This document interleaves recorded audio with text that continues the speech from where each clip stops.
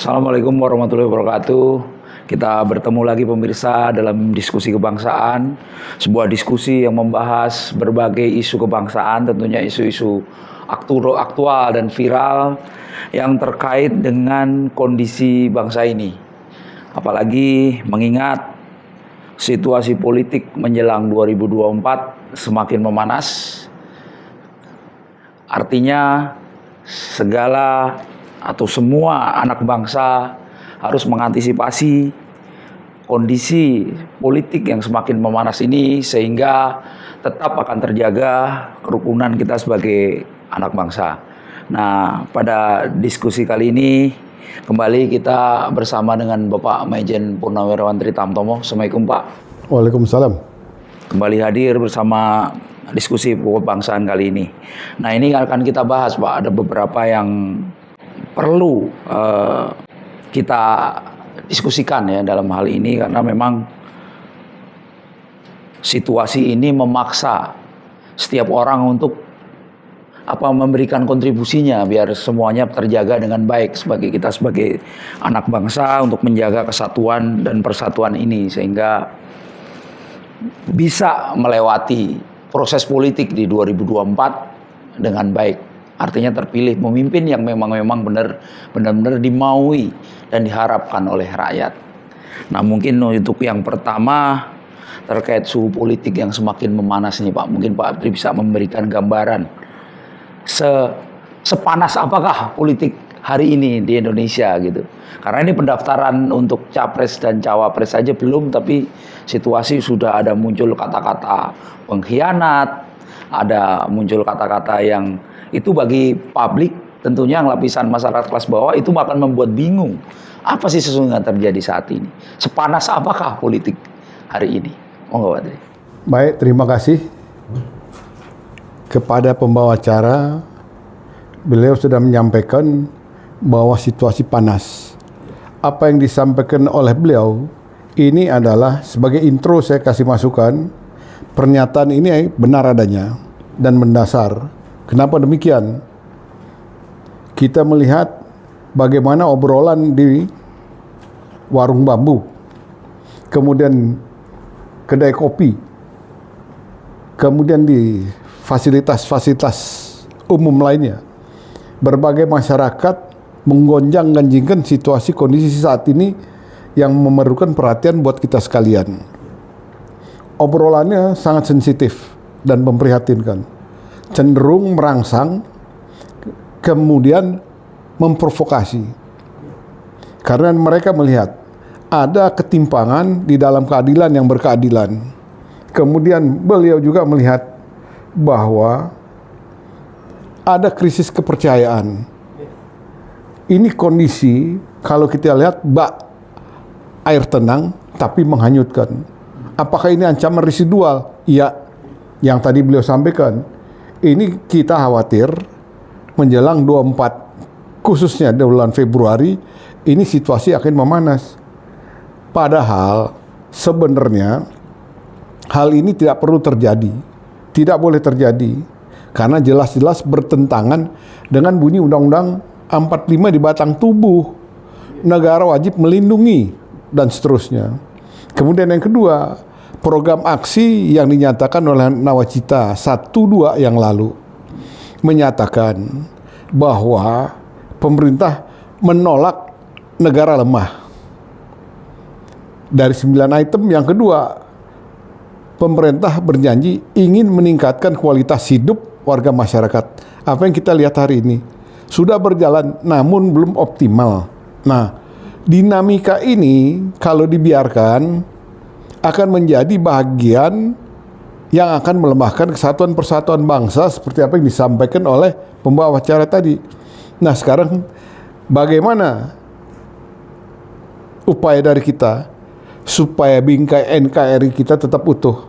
Jawabannya sederhana, hanya satu. Pemimpin harus berani melakukan perubahan dan perbaikan, baik fisik maupun non-fisik, melalui satu kesadaran bela negara, tumbuh kembangkan. Di mana kementerian lembaga yang terkait dalam hal ini? Kemudian yang kedua, sifat narsis jangan ditumbuh kembangkan. One man show, sok tahu semuanya, saya yang paling. Kemudian yang ketiga, berikan contoh keteladanan yang positif kepada warga masyarakat. Kemudian yang keempat, budaya carmuk, cari muka, dan ngatok, tinggalkan, tanggalkan. Yang kelima, masyarakat kita butuh penegakan hukum dilaksanakan seadil-adilnya. Ini satu kondisi yang ada di lapangan. Artinya ini satu hal yang tadi Pak Tri menyebut bahwa salah satu poin dari nawacita itu adalah negara lemah. Nah, kalau kita bicara negara lemah, di ujung dari pertahanan negara ini adalah TNI, Pak. Saat ini isu yang berkembang. Karena kita melihat ada kasus arogansi TNI, anggota oknum ya maksudnya di sini. Arogansi TNI. Nah, yang paling viral adalah oknum anggota TNI melakukan kejahatan terencana. Artinya ini dari sisi tadi nawacita negara yang lemah. Bagaimana kalau garda terdepan untuk menjaga negara yang biar tidak lemah melakukan kejahatan yang terencana, dan ini sangat viral. Nah, mungkin bisa disampaikan. Nah, ini apakah proses seleksi ataupun proses pembinaan mental pintal di TNI yang kurang pas, atau memang karena situasi dan kondisi yang memang tadi Pak Tri sampaikan ini sudah apa istilahnya, ada yang carmuk, ada yang segala macam gitu. Nah, mungkin bisa disampaikan, Pak. Ini menarik apa yang disampaikan oleh pembawa acara. Yang kita lihat bagaimana oknum anggota TNI dari salah satu matra melakukan satu tindakan yang tercela, yang tidak terpuji. Padahal TNI lahir dari pangkuan rakyat. Harusnya dia di dalam berkiprah berbuat mengamankan rakyat itu sendiri. Apa yang kita lihat hari ini yang dilakukan oknum, salah atau benar? Nah, ini yang menarik. Kalau yang bilang benar, ya salah, ya pasti salah. On dia. Tapi kalau yang bilang salah, pasti benar. Nah, kita apresiasi kepada langkah tindakan yang dilakukan oleh Panglima TNI dengan menjatuhkan vonis berikan hukuman mati. Nah, pertanyaannya sekarang, apakah ini penyelesaian? Apakah ini penyelesaian? Karena persoalan dasarnya, apakah sudah diketemukan? Nah, ini menjadi menarik. Yang kedua, bagaimana tanggung jawab satuan-satuan bawahan yang dikomandoi oleh komandan-komandan satuan secara berjenjang sampai ke atas. Jadi jangan melulu yang dihantam, disalahkan anggota. Kemudian, yang kedua, kenapa hal ini terjadi? Kenapa hal ini?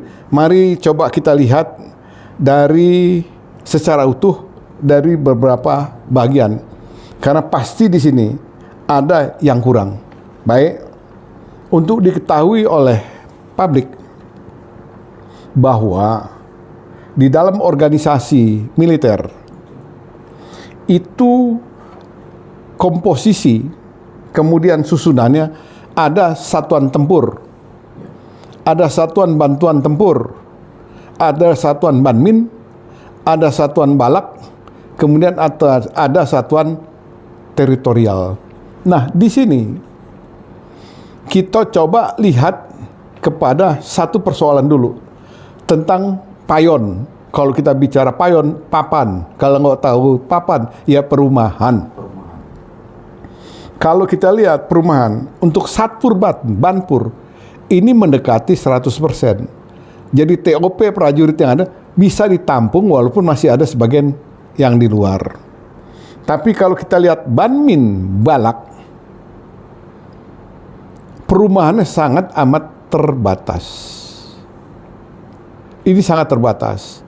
Kemudian apalagi komando teritorial. Tempat tinggalnya lepas patur. Dia ada di sekitar masyarakat dan lain sebagainya. Ini dari sisi perumahan. Ini supaya kita arif melihat persoalan itu. Kemudian yang kedua, dalam pergaulan, jelas kalau Satpur Banpur, dia ada di asrama.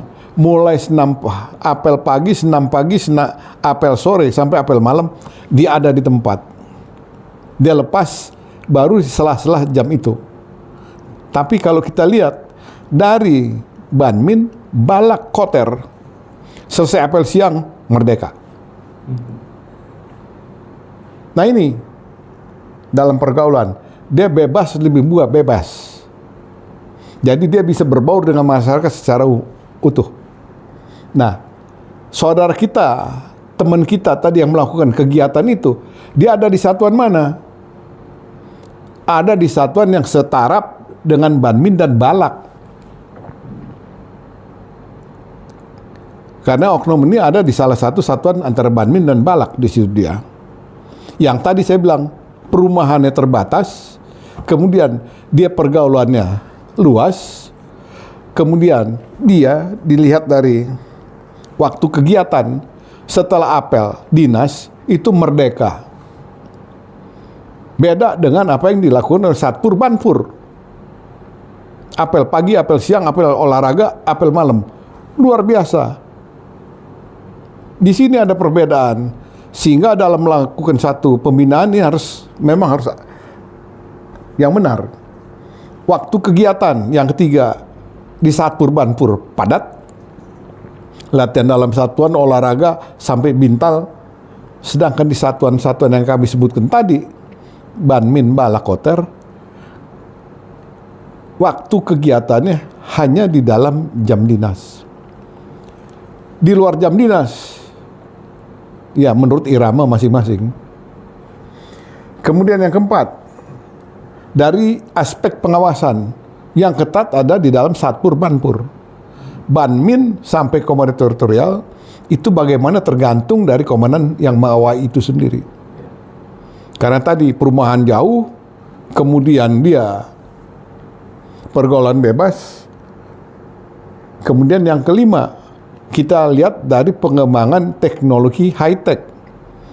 Sarana yang dimiliki, WA segala macam itu, mampu memengaruhi cara berpikir, cara bertindak prajurit. Tidak ada yang bisa membatasi dia berpikir apapun. Yang menghilangkan cara berpikir nggak ada. Pengaruh luar, tinggal bentengi imannya ada tidak. Rangsangan dari luar bisa atau tidak diatasi. Nah di sini para komandan harus jeli. Salah satu penyebab ugal-ugalan prajurit kita, oknum kita ini tadi karena tergiur oleh faktor ekonomis antara salah satunya. Nah ini loh yang harus dipikirkan.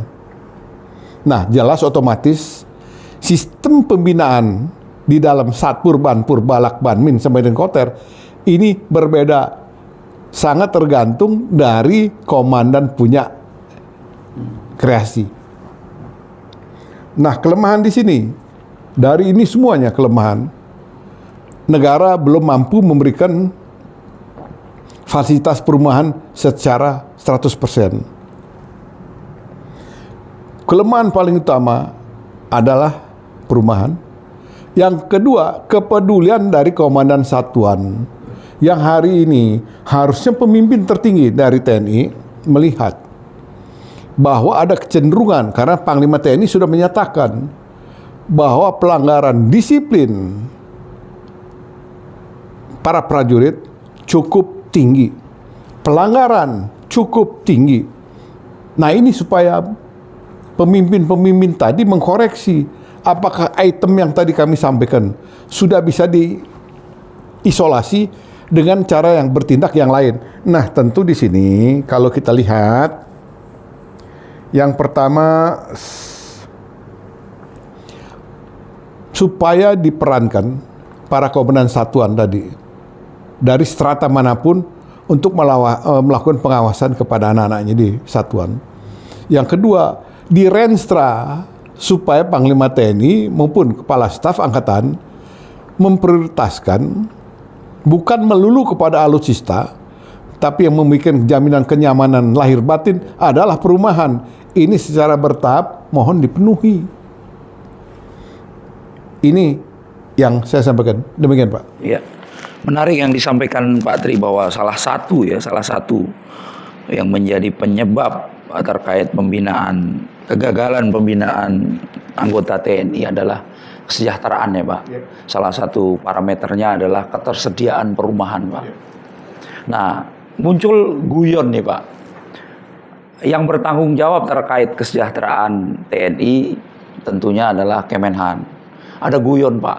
Oh, Kemenhan sekarang karena lagi ada mainan baru yaitu food estate sehingga faktor kesejahteraan ini terabaikan.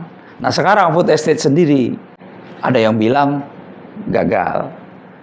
Nah, mungkin keterkaitan ini Pak antara tanggung jawab Kemenhan terhadap kesejahteraan prajurit, salah satunya tadi kebutuhan perumahan, dengan kebutuhan yang sebenarnya bisa dibilang tidak darurat, yaitu tentang food estate. Nah, mungkin bisa disampaikan Pak terkait ini, karena ini banyak yang justru terakhir ini mempertanyakan food estate itu, padahal ini sudah diputuskan oleh pemerintah dalam hal ini untuk Kemenhan menjalankan food estate ini. Di sisi yang lain, kesejahteraan menjadi terabaikan. Muncul guyonan seperti itu. Nah, sebenarnya gimana Pak? Jadi ini menarik. Yang tadi disampaikan oleh pembawa acara, Pak, apakah benar menurut pengamatan Bapak bahwa salah satu kementerian yang tadi disebutkan oleh pembawa acara memang patut untuk melakukan hal itu? Nah, mari kita bedah dulu dari aturan yang berlaku.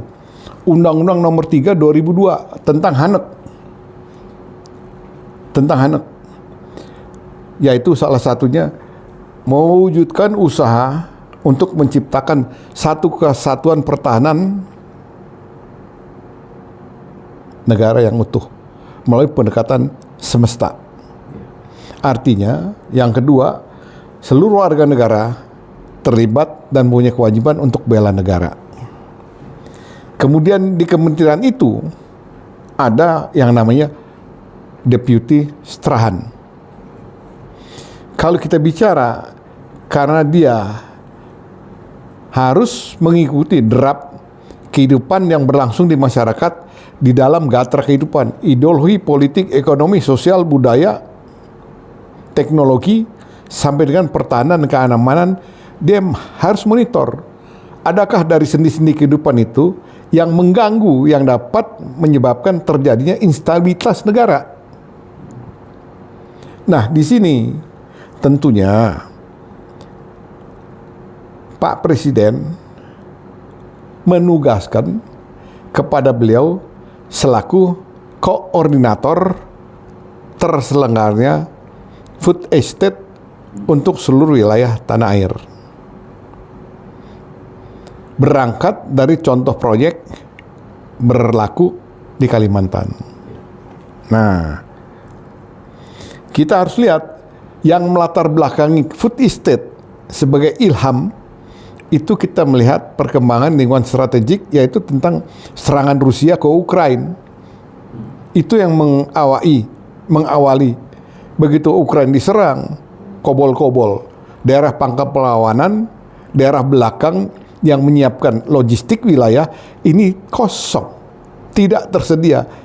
Sehingga dengan seperti ini Indonesia secara geografis yang dikaruniai Allah dengan geografi yang seperti itu, kita ke wilayah tropis, cabai dituang itu jadi pohon, apapun yang dituang di tanah itu menjadi bahan hidup. Nah, berangkat dari situ kita jangan lupa bahwa wilayah ini terbagi wilayah tengah, wilayah timur, wilayah barat. Tentunya punya spesifikasi tanaman penunjang hidup. Jadi tidak bisa digebiah-uyah beras semuanya, nggak bisa. Sagu mau ditambahin beras, ya sakit gigi orang yang makan. Jagung ditanam di Pulau Jawa, dimakanin orang Jawa. Orang pun yang bermukim di Pulau Jawa. Ini beda. Tambah tipologi daerah, humus tanahnya juga beda-beda. Kemudian jangan lupa, karena sistem pertahanan kita adalah semesta, keterpaduan. Nah, yang kita lihat di sini, harusnya pembantu beliau, Strahan, sudah melakukan K3I yang mendalam dengan yang terkait. Yang jelas yang punya wilayah Kemendagri, itu jangan pernah lupa. Kemudian Mentan, Menteri Pertanian.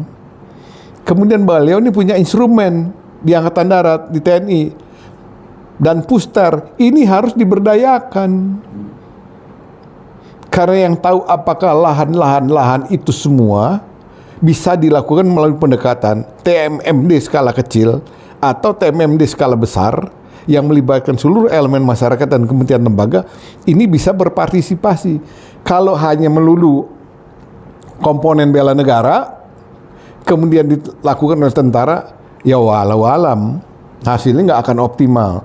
Nah, masyarakat kecewa yang harusnya memberikan laporan, pandangan mata tentang laporan kemajuan, perkembangan hasil dari food estate tadi, yang diminta oleh warga masyarakat, kenapa jadi begaduh? Karena tadi harusnya beliau yang ngomong. Begitu Pak Jokowi selaku presiden menyampaikan laporan itu di take over beliau, banyak warga masyarakat yang kecewa. Nah, ini sebagai saran kepada Serahan, tolong, ini adalah proyek besar yang harus dilakukan secara terpadu, bukan sendiri. Apalagi dalam rangka menghadapi pemilu 2004. Banyak kementerian lembaga yang petingginya melibatkan diri untuk pilpres dan lain sebagainya. Tentu ini ada kekosongan atau gap. Nah, gap ini tentu pembantu-pembantu beliau ini semua harus bereaksi. Ini kelemahan yang ada. Demikian, Pak. Ya, jadi memang food estate ini kalau merupakan suatu program ya, salah satunya terkait ketahanan pangan ya Pak ya. Ketahanan pangan itu juga merupakan bagian dari strategi untuk pertahanan negara. Nah, di satu sisi Pak, ini dari sisi pertahanan secara ketahanan pangan Pak. Di sisi yang lain ini ancaman di Natuna Utara, bagaimana bahwa Cina mengklaim pulau-pulau di Indonesia.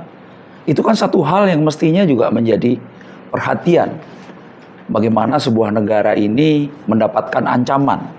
Dan ancaman itu nyata gitu. Kalau bangsa lain sudah mengklaim kepulauan atau wilayah Indonesia, itu kan mestinya perlu persiapan yang lebih gitu. Sehingga mestinya menjadi prioritas dibandingkan dengan food estate.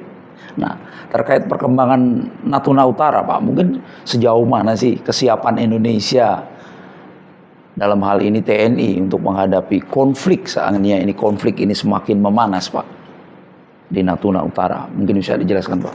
Baik, saya akan mencoba menjawab bahwa maksud terselenggaranya food estate tadi, kalau itu berjalan mulus dari wilayah tengah, wilayah barat, wilayah timur, tentunya ini adalah sebagai bahagian dari cegah tangkal dini terhadap ancaman kelaparan. Supaya bangsa kita, tiap-tiap wilayah mampu menghidupi dirinya sendiri, sehingga bangsa ini survive dalam keadaan apapun. Tapi dari awal tadi pembukaan saya sampaikan bahwa kita tidak bisa hanya fokus kepada masalah perbaikan kesejahteraan semata, kemudian berkait masalah ekonomi dengan mengabaikan salah satu anatomi yang penting, pertahanan. Karena tolong diingat, hari ini bagaimana Presiden Xi Jinping menggelar PLA, tentara rakyat, dan beliau memberikan instruksi, kita siap untuk berperang. Satu.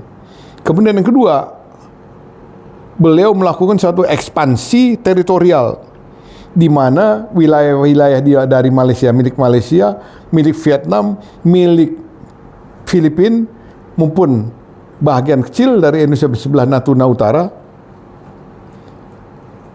ini diklaim adalah milik negara tersebut. Nah, ini ancaman langsung atau tidak langsung. Karena pemimpin harusnya ingat, Republik Rakyat Cina merasa jengak dengan Amerika. Kenapa? Beliau diizinkan oleh PNG untuk menggunakan wilayah PNG sebagai pangkalan aju. Kemudian dari situ, Amrik ingin memajukan keinginannya juga ke Indonesia. Namun di sini oleh Kementerian Luar Negeri maupun Presiden dinyatakan bahwa kita adalah negara bebas aktif. tidak masuk dalam satu fakta pertahanan. Kan begitu. Yang kedua, kita lihat Amerika melakukan latihan bersama dengan beberapa negara, kemudian menempatkan armada airnya di Selat Taiwan. Ini menimbulkan satu potensi terjadinya benturan militer. Yang tadi disampaikan pembawa acara, mungkinkah wilayah Indonesia? Ya, mungkin wilayah Indonesia merupakan bagian dari wilayah pertempuran kalau terjadi sesuatu. Nah, tinggal sekarang bagaimana yang kita lihat di atas kertas. Mudah-mudahan kita bukan macan kertas. Kita dinyatakan sebagai negara terkuat nomor 15 dunia. Padahal Presiden Xi Jinping sudah mencibir, kasihan Indonesia.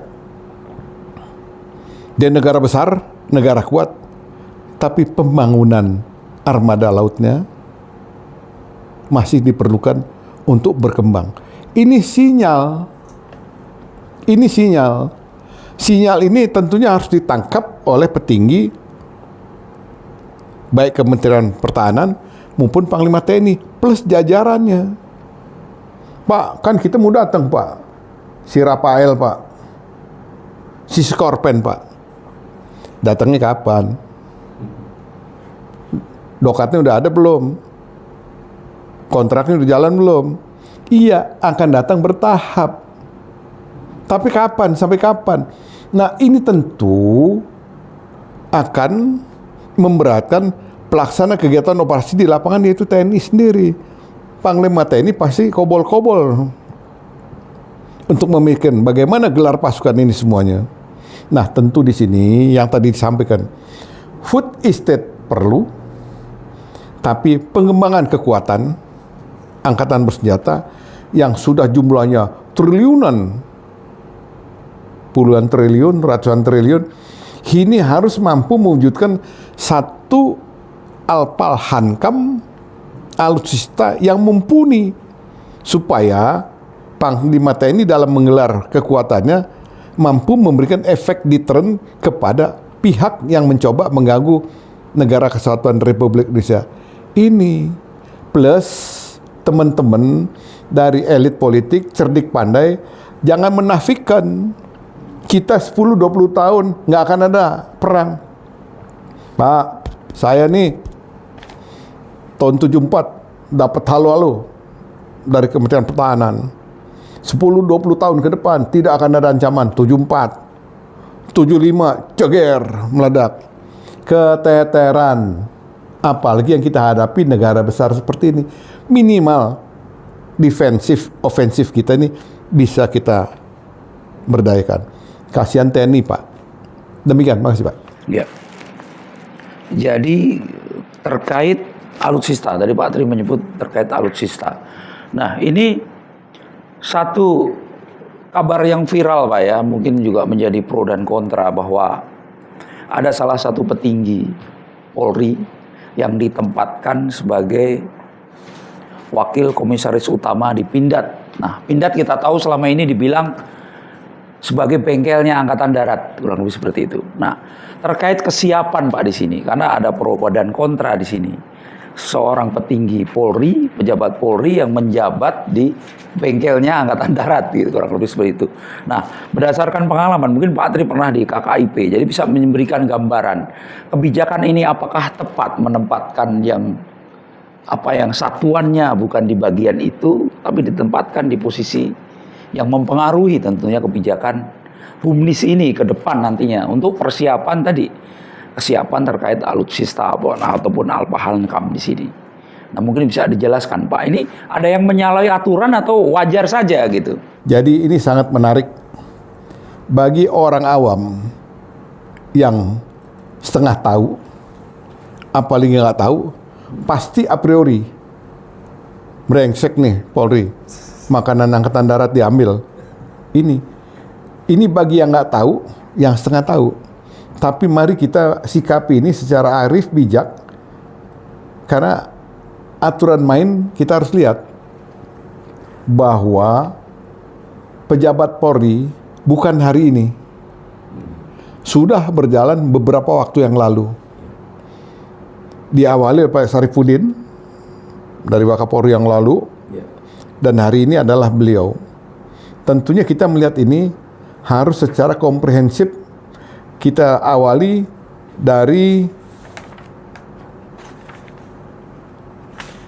kita mari melihat kepada Undang-Undang Nomor 16 2012 tentang industri pertahanan. Di situ dinyatakan industri pertahanan nasional itu terdiri dari BUMN dan BUMS swasta. Kemudian hasil yang didapatkan dari kedua badan tadi ini berbentuk alat pertahanan dan keamanan.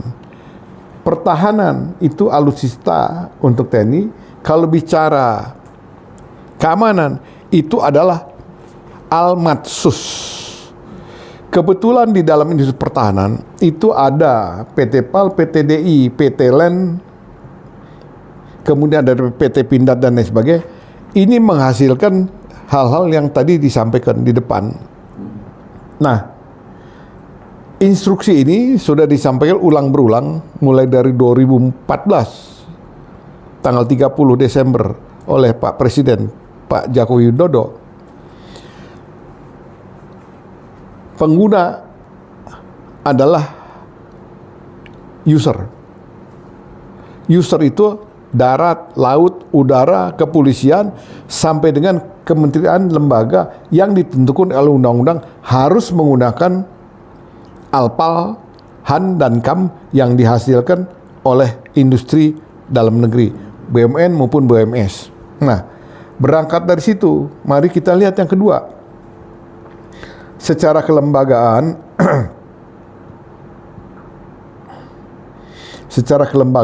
kita lihat ini, industri pertahanan adalah industri strategis.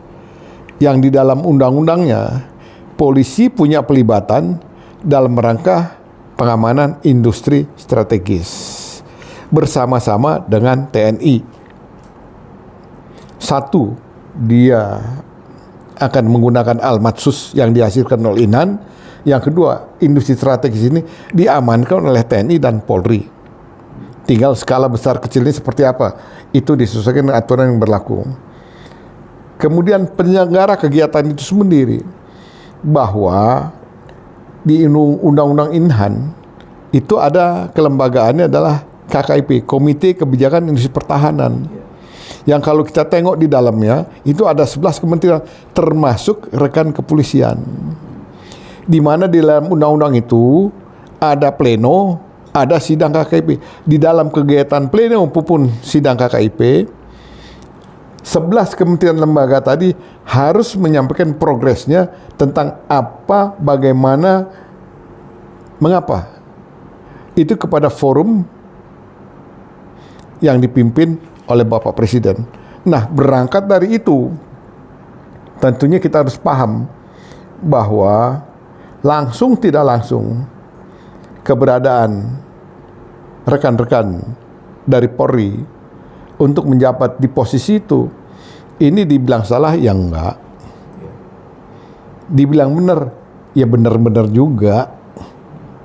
Cuman sayangnya Pan RP tidak memberikan klarifikasi yang melatar belakangi nyemplung di situ nih apa, sehingga ada penafsiran yang berbeda-beda. Ini kan kasihan Polri-nya. Polri bahagian dari pertahanan negara karena di Undang-Undang 23 pengelolaan sumber daya nasional untuk pertahanan negara, beliau ada di, sama dengan saya, ada di komponen pendukung. Nah, tentunya karena dia punya kepentingan renstra setiap 5 tahun sekali. Nah, Almatsusnya juga diambil dari industri pertahanan. Dengan Bapak itu nyemplung di situ, bisa mengamati, mengawasi, benar nggak jajaran saya ini melakukan ini?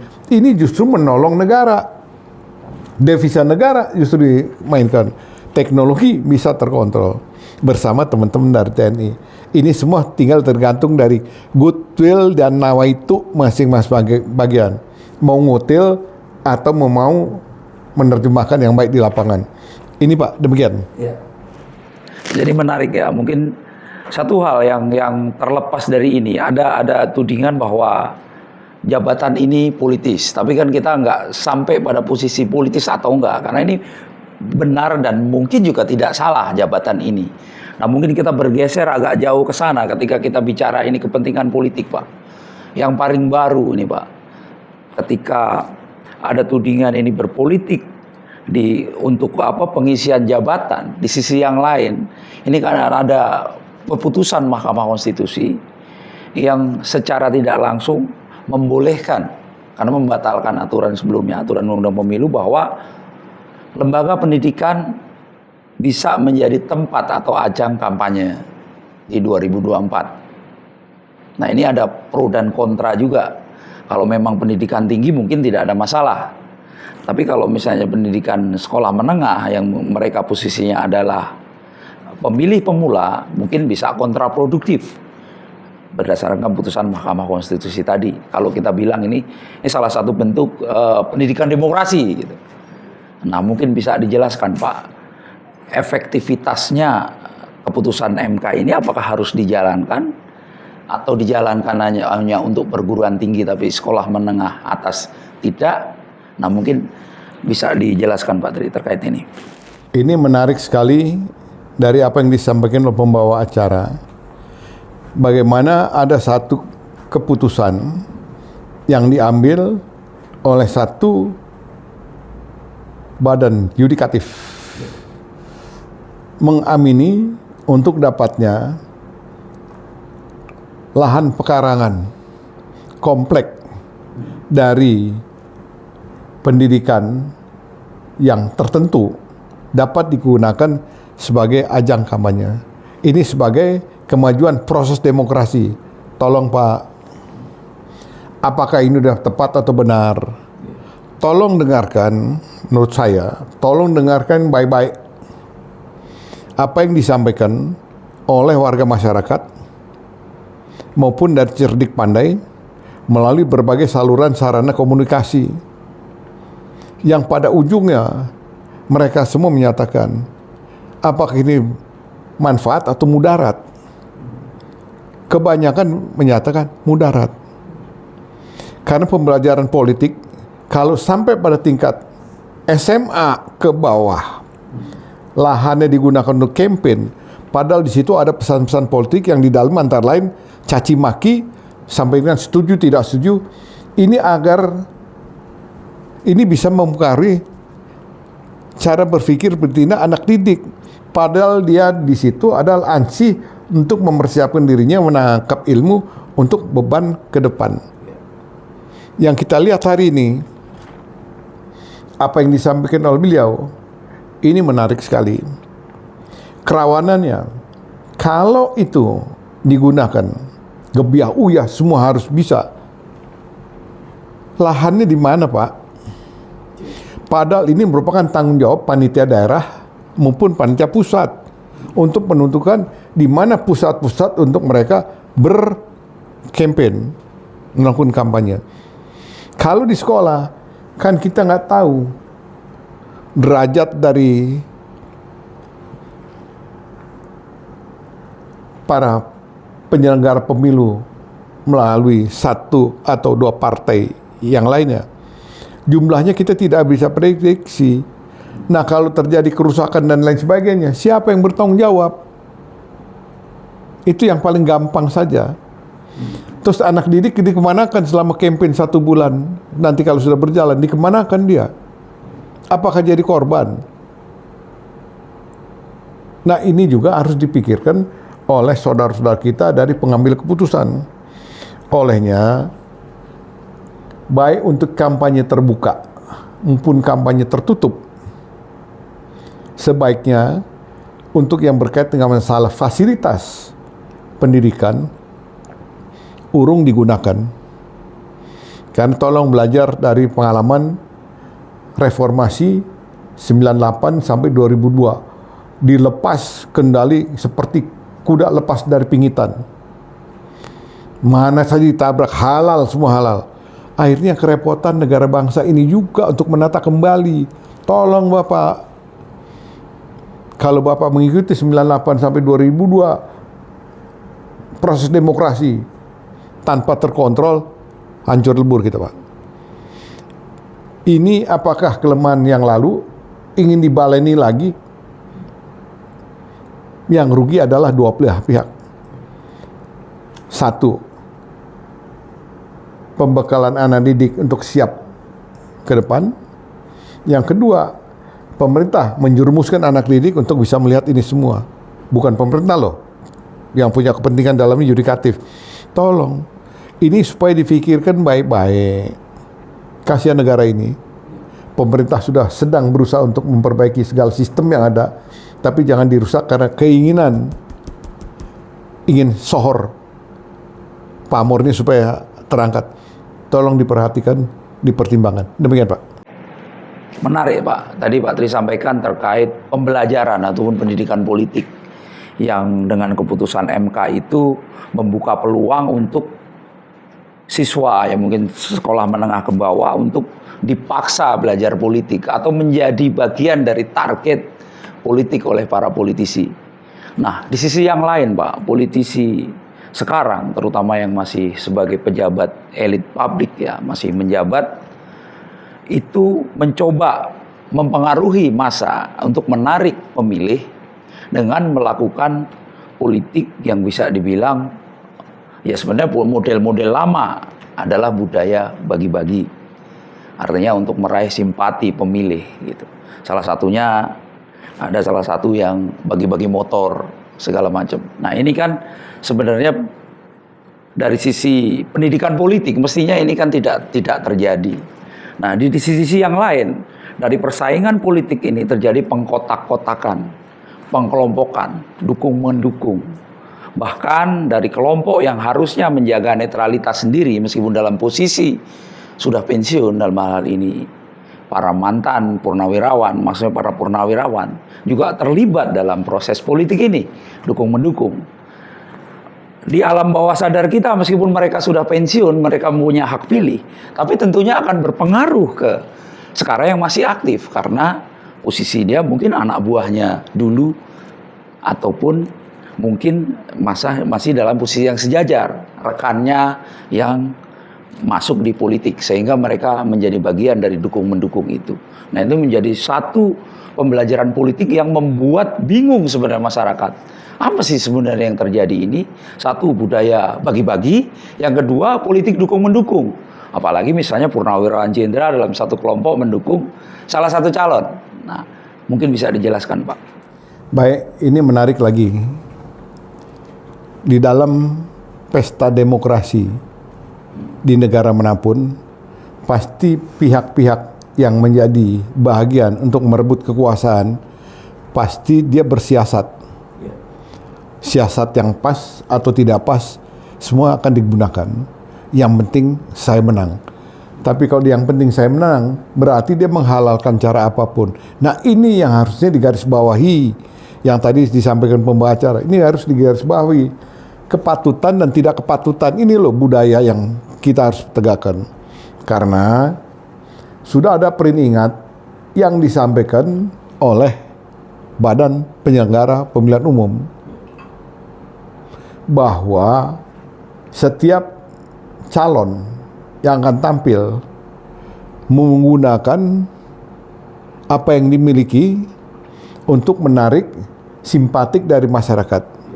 Tapi tolong, bukan dengan cara kekuasaan tadi digunakan untuk memberikan sesuatu sebagai bahan kontak agar pemilih nanti pada waktunya mau memilih yang bersangkutan. Antara lain ada yang bagi-bagi sembako, ada nempel stiker di rumah-rumah segala macam. Kemudian ada yang bagi-bagi kendaraan roda 2 kemana-mana, ada yang bagi-bagi kaki 4. Ini semua bagian dari upaya. Cuman kalau kita lihat Apakah ini pas dalam rangka memberikan pembelajaran politik yang benar kepada masyarakat kita? Pola lama, padahal Presiden sendiri sudah menyampaikan, jangan gunakan pola lama. Di sini yang digunakan harusnya adalah kemampuan intelijensia melalui program-program yang untuk membangun ke depan yang bisa menyentuh rakyat. Akhirnya secara kesadaran pribadi masyarakat itu mau memilih yang bersangkutan. Nah, tolong di sini masyarakat kita juga hari ini sangat pandai. Bapak mau kasih apa saja kepada saya terima. Tapi nanti pada gong terakhir, kumaha engke wae. Tapi apakah ini bisa terlaksana? Bisa ya, bisa tidak. Kasarnya, politik uang jangan dijalankan lagi. Jangan dijalankan lagi. Justru ini menimbulkan segmentasi di dalam masyarakat. Jangan biarkan masyarakat jadi korban dari keserakahan kita untuk mendapatkan kursi kekuasaan tadi melalui cara-cara yang tidak benar. Nah, apalagi yang kita lihat hari ini, dari sekian partai yang akan tampil, di dalamnya pasti ada teman-teman saya yang sudah diundurkan diri karena masa pensiun tadi dengan status purnawirawan. Ada di partai-partai politik. Justru sebenarnya ini dapat dimanfaatkan untuk partai politik itu dan sekaligus dia berstatus sebagai stabilisator. Kalau partai politik akan menyimpang dari politik negara, Undang-Undang Dasar 45, Pancasila, dia bisa menghentikan itu semua. Tapi apa yang kita lihat hari ini, jangan langsung dia die hard. Partai ini disakitin, saya sakit. Bukan itu keberadaan Bapak di situ, bukan sebagai pemandu sorak. Bapak di situ bukan sebagai pemandu sorak, kemudian sebagai penata rama untuk hura-hura, bukan.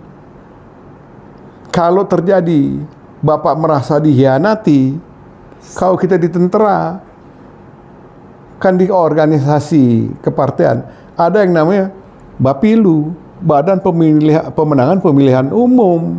Nah, Anda nyemplung di situ. Kalau Anda sebagai mantan prajurit, kan pernah kita belajar di dalam Kir Intel itu ada UUK dan PIL.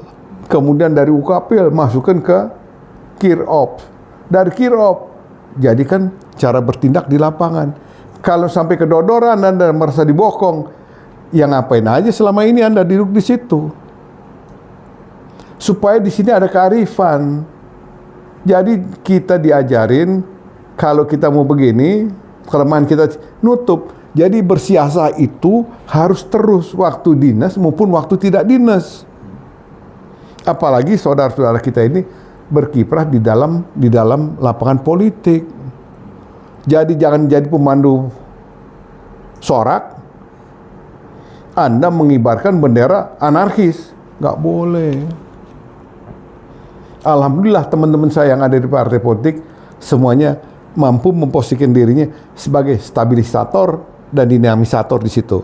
Namun jangan pernah lupa, karena kita lihat secara langsung kasat mata di media elektronik, ada yang sebagian kecil merasa berang. Jangan. Pesta demokrasi ini hanya dilaksanakan 5 tahun sekali. Kemudian 5 tahun sekali. Hari ini 3 pemimpin bakal calon sudah tampil di depan. Mau pilih Prabowo silakan, mau pilih rambut putih Ganjar silakan, milih Pak Anies katanya kardus silakan. Silakan mana yang. Tapi tolong rakyat harus jernih melihat. Kita kemarin ketolongan dengan bagaimana kegiatan dilakukan di Makassar. Wali kota menyelenggarakan ini, tampil tiga-tiganya. Silahkan rakyat menilai mana yang layak. Begitu juga kita lihat di Jambi, kepala desa seluruhnya menyelenggarakan kegiatan. Ini yang diminta oleh rakyat. Jadi ide gagasan ini diminta, bukan okol, bukan duit. No, beli ono. Ini semu. Jangan ajarkan rakyatnya jadi pembohong. Antara hati, mata, dan pikirannya tidak sama. Nah, ini saya mohon kepada Balon dengan pembantu-pembantunya yang masih punya peranggapan masyarakat bisa dibeli dengan pemberian sesuatu, tolong abaikan. Kita tidak memberikan pembelajaran yang benar pada masyarakat. Jangan diajari mereka untuk berbohong. Ajari dengan kebenaran. Karena ini adalah praktek semu. Jangan waktu kita akan maju, kita baik-baik. Baik-baik, gendong anak kecil, cium bayi. Begitu sudah lepas, monyong lo, goblok lo. Ini kan kacau balau. Udahlah. Yang penting beri pembelajaran pada masyarakat yang sejujur-jujurnya. Pak Prabowo sudah teruji. Beliau baik. Ini teman saya, dia baik. Pak Ganjar juga pernah sama-sama dengan kami di Senayan, juga baik. Pak Anies, saya juga kenal beliau. Ini orang baik semua. Tinggal si pemilih ini jangan diajari dengan bagi-bagi tadi. Terus pendukung fanatis yang dari Purnawirawan, jangan sok jago. Udah nggak usah sok jago dah. Sok jago kita hanya membentengi NKRI ini jangan sampai terpecah belah. Itu jagoan yang kita harapkan bersama. Demikian Pak, makasih. Ya, menarik ya terkait pendidikan politik di sini ya, bahwa banyak faktor sehingga membuat tadi masyarakat atau publik pemilih ini bingung dalam situasi seperti ini. Nah, mungkin juga sesuatu yang viral Pak terkait kedewasaan politik dalam hal ini. Ini kan dimulai dengan pernyataan presiden tentang cawe-cawe. Nah, sekarang masih berlanjut, yaitu dalam banyak kesempatan terjadi selfie-selfie nih, yang menjadi pertanyaan atau mungkin menjadi semacam pertanyaan besar, bukan rakyat aja, mungkin di antara politisi yang lain. Ini yang bisa selfie-selfie dengan presiden itu kan hanya 2 calon gitu. Yang 1 calon tidak pernah. Nah, mungkin itu menjadi semacam pertanyaan ke publik.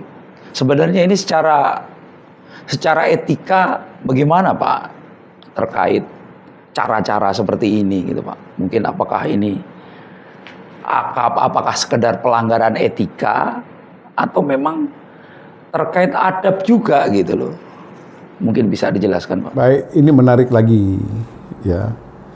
Jadi masyarakat secara umum dari Sabang sampai Merauke hampir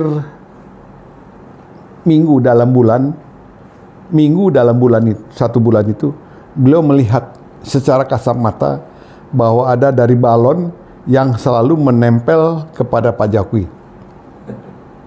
Ya, ini lumrah karena kita harus paham Pak Jokowi orangnya merakyat, kemudian orangnya permisif, pemaaf, dan beliau tidak bisa menolak. Apalagi 2 yang tadi disebutkan adalah masih menjabat secara definitif, 1 selaku pejabat di Jawa Tengah, 1 pejabat di Merdeka Barat. Teman-teman dari partai politik saja sebagai kawan politik mau ketemu beliau, hayuh mangga. Begitu juga warga masyarakat mau dekat beliau, selfie. Nah, tinggal sekarang kita melihat yang 1 enggak, karena memang yang 1 bukan pejabat publik lagi. Jadi kalau dia nempel ke bapak itu adalah madatan amat loh. Kalau anak Betawi bilang hari ini, madatan amat loh, nempel-nempel si bapak. Ya, dia tahu diri. Nah, sekarang yang kita harapkan juga dari beliau ini juga yang berdua, ya tahu diri juga. Karena masyarakat tiap minggu dalam bulan melihat itu juga kurang suka. Nah, tentunya kita tidak melihat ini Pak Anies, ini Pak Ganjar, ini Pak Prabowo. Enggak. Ini adalah putra bangsa yang terbaik yang siap tampil mimpin bangsa ini ke depan. Tinggal sekarang, apakah dijamin yang suka-suka selfie tadi pasti jadi orang nomor satu di Republik ini? Tolong. Manusia merencanakan, yang menentukan Allah. Kalau nawaitu kita benar, konsep kita berpihak pada rakyat dan kebangkitan bangsa, Allah akan memberikan yang terbaik. Jadi jangan menggunakan segala cara, tapi sebenarnya masyarakat menilai. Nah, di sini staf-stafnya juga, orang-orang dekatnya juga harus melihat apakah ada kejengaan dari masyarakat untuk satu episode tertentu. Nah, ini harus disampaikan. Yang penting di sini nanti adalah pada waktu adu gagasan. Selfie adalah sebagai salah satu alat, cara yang mungkin digunakan oleh yang bersangkutan untuk tanpa ongkos bisa dilihat oleh masyarakat secara umum. Wah, ini dia. Tapi ini semua masyarakat kita nggak tahu, nggak bisa nebak. Masyarakat kita cukup sengsara sekian tahun, dibohongi oleh kebohongan.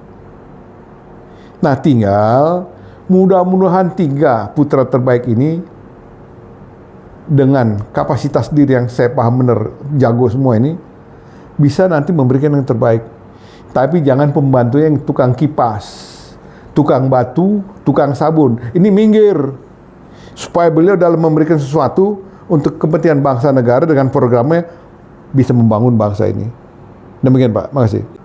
Di penghujung kegiatan ini ya, ada pesan dari saya sebagai mantan prajurit sekaligus warga bangsa yang melihat keprihatinan ini untuk memberikan sesuatu uleman yang merupakan pandangan dari beberapa founding fathers dalam menghadapi riak-riak politik menjelang Pilpres 2024 yang terasa suhunya semakin memanas. Hendaknya angkatan perang, kenapa saya sebut angkatan perang? Karena berangkat dari keinginan Pak Sudirman pada tanggal 1 Juli 1946. Di dalamnya sudah ada TNI Polri. Kalian bukan sekedar sebagai alat pemerintah, bukan pula sebagai alat suatu partai. Kalian adalah alat perjuangan rakyat. Olehnya, tentara tidak kenal kompromi dalam bela negara. Tentara hanya punya satu kewajiban, ialah mempertahankan kedaulatan bangsa dan menjaga keselamatannya. Kemudian kedua, wahai pemimpin tentara, siapapun dia, dari manapun asal satuanmu, dalam berkiprah di saat-saat genting seperti ini, tunjukkan profesionalisme sebagai tentara rakyat, tentara pejuang, tentara nasional Indonesia, dan jangan pernah lengah terhadap tipu daya yang menyesatkan seperti kondisi saat ini dari pihak yang tidak bertanggung jawab dalam rangka menghancurkan keselamatan bangsa. Politik pecah belah yang tidak suka kepada kondisi kemapanan saat ini sedang melakukan kegiatan agitasi dan propaganda. Oleh karena itu, mari selamatkan negeri ini merdeka. Terima kasih. Pemirsa, kita berada di penghujung acara hari ini. Tadi sebagai penutup, Pak Tri secara khusus menyampaikan pesan sebagai mantan prajurit dan prajurit yang masih aktif untuk tetap menjadi tentara pejuang dan tentara rakyat demi persatuan dan kesatuan. Nah, mungkin sebagai kesimpulan dari diskusi kita hari ini, ada beberapa tadi yang soal terkait pertahanan keamanan, secara khusus Pak Tri sudah sampaikan, mungkin terkait perhelatan Akbar 2024. Tadi yang perlu kita simpulkan di sini adalah kepada para politisi, jangan mendidik, mengajari rakyat untuk menjadi pembohong. Yang kedua, dari pihak rakyat ataupun pemilih, jangan mau dibohongin dengan upaya semacam budaya bagi-bagi yang tujuannya adalah untuk menarik simpati dari rakyat. Itu mungkin yang bisa kita simpulkan dari diskusi hari ini. Terima kasih Pak Tri Tamtomo atas segala masukan dan juga ulasannya. Pemirsa, kita bertemu lagi di episode yang akan datang. Assalamualaikum warahmatullahi wabarakatuh. Waalaikumsalam.